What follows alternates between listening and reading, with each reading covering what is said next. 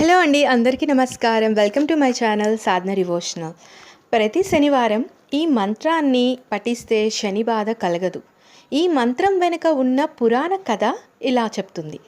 నలమహారాజు రాజ్యభ్రష్టుడై బాధపడుతున్నప్పుడు అతనికి శనిదేవుడు కలలో కనిపించి ఈ మంత్రం ఉపదేశించాడట. ఈ మంత్రాన్ని పఠించిన నలమహారాజుకు తిరిగి పూర్వం వైభవం కలిగింది.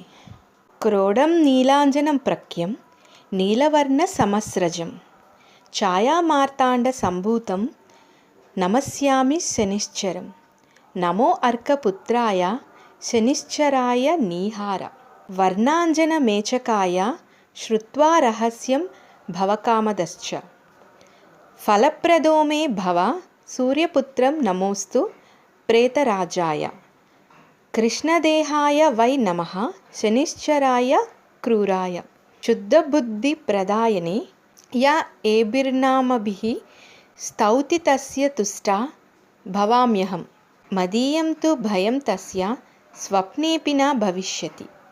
నవగ్రహాల్లో శనిగ్రహం ఎక్కువ అపకారం కలిగిస్తుంది. శనిదోషం నుండి బయటపడేందుకు ఇప్పుడు చెప్పిన శ్లోకాన్ని 11 సార్లు జపించి తరువాత ఇప్పుడు చెప్పబోయే శ్లోకాన్ని 11 సార్లు జపించాలి. అంటే క్రోడం నీలాంజన ప్రఖ్యం అనే శ్లోకాన్ని 11 సార్లు చెప్పిన తరువాత సన్యారిష్టేతు సంప్రాప్తి శని పూజాంచ కారయేత్ శనిధ్యానం ప్రవక్ష్యామి ప్రాణిపీడోపశాంతయే. ఈ మంత్రాన్ని కూడా 11 సార్లు జపించాలి. ఈ 2 శ్లోకాలను స్మరించడంతో పాటు నవగ్రహాలకు తైలాభిషేకం చేయాలి. ఇలా చేయడం వల్ల శనిదోషం బాధితులకు వెంటనే సత్ఫలితం కలిగిస్తుంది.